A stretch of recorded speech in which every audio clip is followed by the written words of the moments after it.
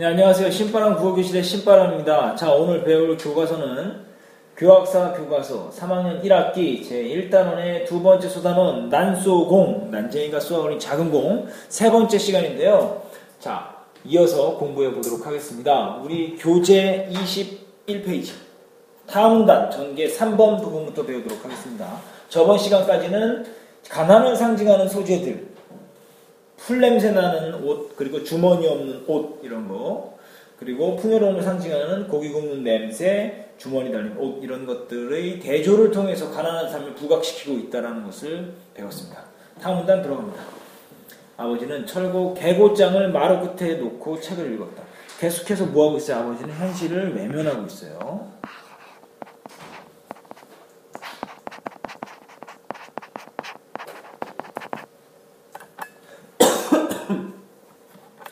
우리는 아버지에게 무엇을 바라지는 않았다. 아버지는 그동안 충분히 일했다. 고생도 충분히 했다. 아버지만 고생을 한 것이 아니다. 아버지, 할아버지, 아버지, 그 아버지, 할아버지 또 대대로 거슬러 올라간다. 그들은 아버지보다 더 심한 고생을 했을 수도 있다. 자, 다음 페이지 넘어가죠. 나는 공장 22쪽입니다.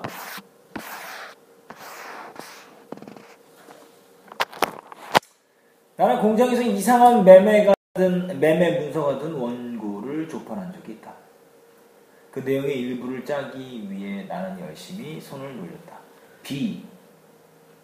김이덕의 한 소생, 노금동, 인생, 노금동의 양처 소생, 정묘생이다. 정묘년에 태어났다 이 소리죠. 금동의 양처 소생, 덕수 기사생, 금동의 양처 소생, 존세 신미생, 노비 말하는 거 알죠? 노비 알죠? 노비 금동의 양처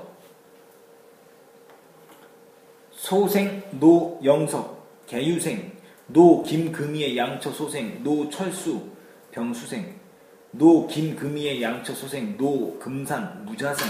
나는 그때 이것이 무엇인지 몰랐다. 그 판을 짜고 다음 판을 짜 나가다 겨우 알았다.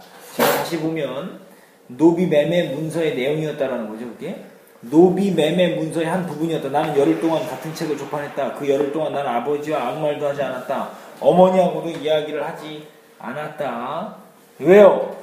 이 노비 문서를 조판하던 중에 왜 이 이야기를 하지 않았냐? 노비 문서를 조판하던 중에 가족의 비밀을 알게 된 거예요. 가족의 비밀, 내력을 알게 됩니다. 우리 가족이 어떠한 가정인지를 아는 거예요.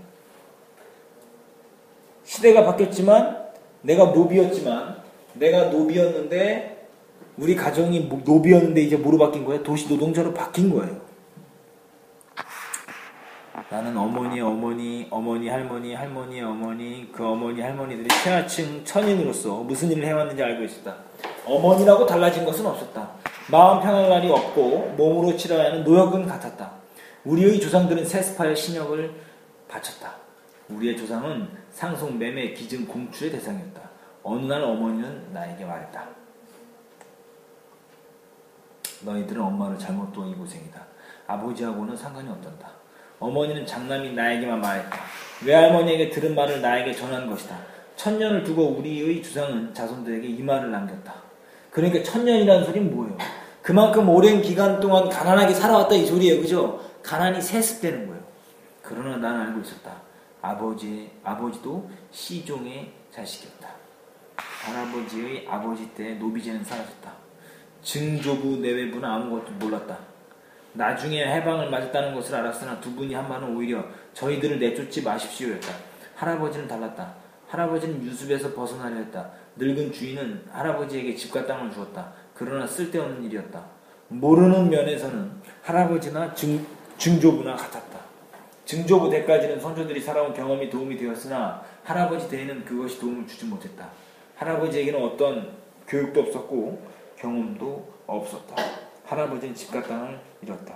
그러니까 무지하니까 할아버지는 집과 땅을 잃은 거예요. 무지 때문에 가난이 세습되는 거예요. 대대로 세습되는 무지와 가난. 이거 잘 기억해 둬야 되겠죠. 할아버지도 난쟁이였어? 언젠가 영호가 물었다. 나는 영호의 머리를 쥐어박았다. 좀 큰 영호는 말했다. 왜 지난 일처럼 쉬쉬하는 거야? 변하는 것이 없는데 우습지도 않아? 나는 가만히 있었다. 영희는 손수건을 꺼내 두 눈에 대었다 떼었다. 울고 있는 거죠. 아버지는 계속 책을 읽었다. 어머니는 뒷집 명희 어머니하고 이야기하고 있었다. 넘어가시죠. 23쪽입니다.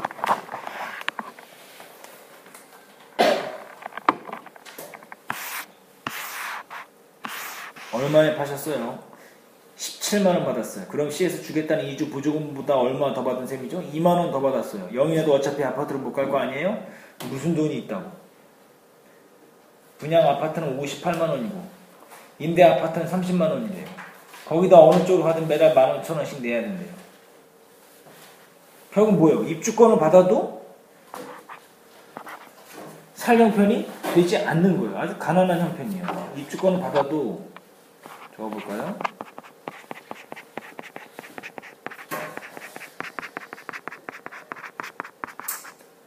아파트를 살 형편이 안 돼요.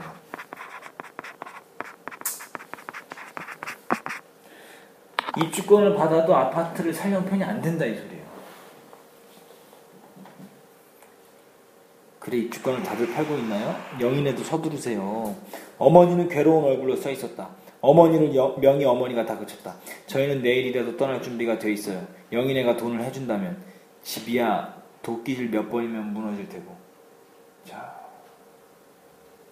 그래서요 영인애가 지금 어디 명희 명인에게 돈을 빌린 거예요. 15만 원을 빌렸습니다. 전세 보증금을 빼주느라고 명인에게서 15만 원 돈을 빌렸거든요. 소주제는 입주권을 팔아야 할 처지에 놓인 난쟁이 가족이다. 노비 매매 문서의 의미. 사라진 노비제의 질서가 빈부의 질서로 재편성되었음을 짐작하게 하고 난쟁이 가족이 대대로 노비 신분이었으면서 가난이 세습되고 있음을 알려준다.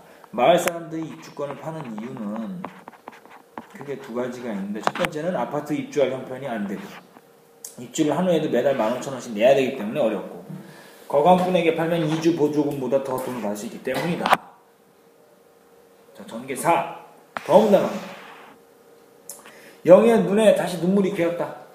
커도 마찬가지였다. 계집애들은 잘 울었다. 내가 영희 옆으로 다가갔을 때 영희는 장독대 바닥을 가리켰다.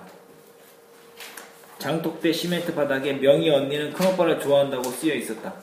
집을 지을 때 남긴 낙서였다. 영희가 웃었다. 우리에게는 그때가 제일 행복했다. 아버지와 어머니가 도랑에서 돌을 저었다. 그것으로 계단을 만들고 벽에는 시멘트를 쳤다.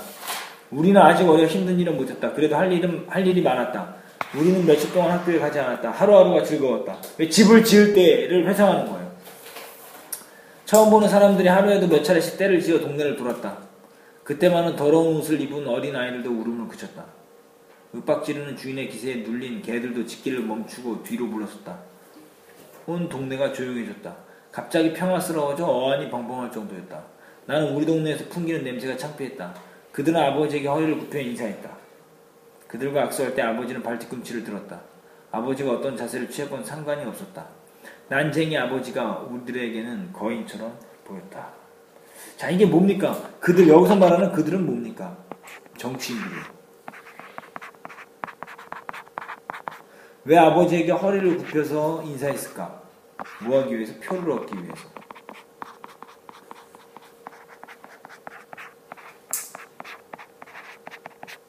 표를 얻기 위해서 가식적인 행동을 하는 거죠. 자, 과거에 가장 행복했던 시절을 회상하고 있습니다. 24쪽 넘어가죠.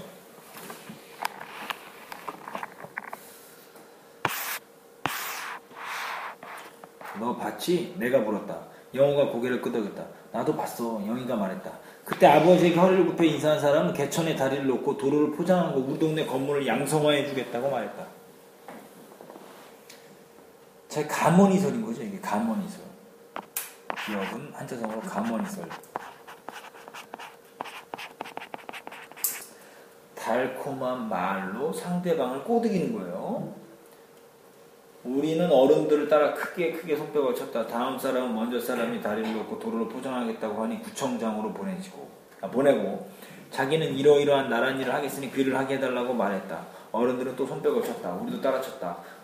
커서까지 나는 그때 일을 종종 생각하곤 했다.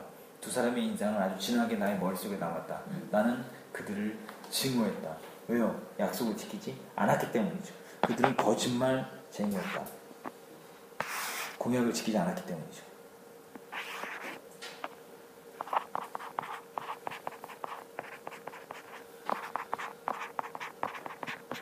공약을 지키지 않았어요. 그들은 엉뚱하게도 계획을 내세웠다. 그러나 우리에게 필요한 것은 계획이 아니었다.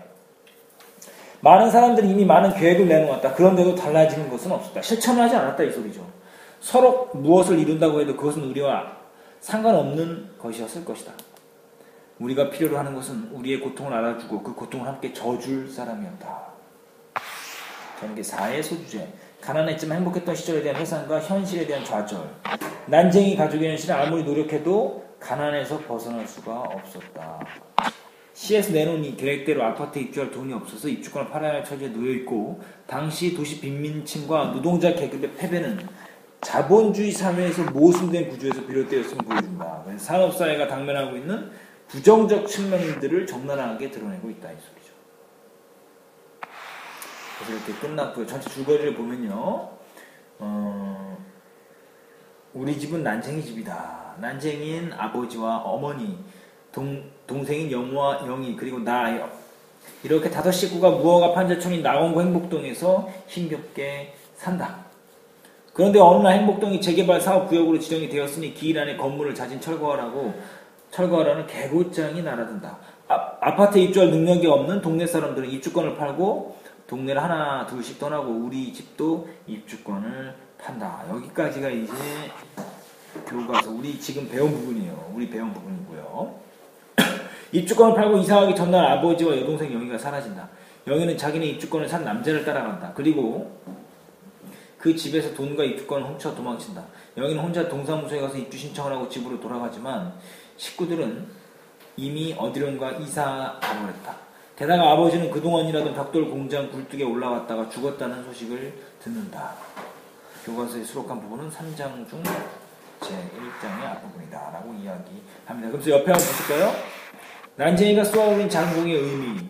난쟁이는 외형적인 모습에서부터 소외된 사람임을 드러낸다. 소외된 사람. 즉 산업화 과정에서 소외된 경제적으로 빈곤한 계층을 상징한다. 또한 이 작은 공은 이상적인 세계인 달나라로 가고자 하는 아버지 난쟁이의 작은 영혼, 바람, 소망이죠. 결국 난쟁이가 쏘아올린 작은 소망을 말한다. 하지만 결국 아버지가 죽는다. 비극적인 결말을 맞이하는 거죠. 자, 그래서 오늘까지 배운 부분이 난소공의 전체 부분이고요. 다 마무리가 되었습니다. 그래서 관련 문제 푸시고요. 뒤에 부분에 쏟아는 한눈에 보기를 통해서 오마이노트로 정리하시길 바랍니다. 오늘 수업했던 내용 꼭 복습하시고요. 모르는 내용은 따로 수업 시간에 질문해 주시길 바라면서 오늘 수업 마치도록 할게요. 다음 시간에 다시 만나요. 소년요 야망을 가져라.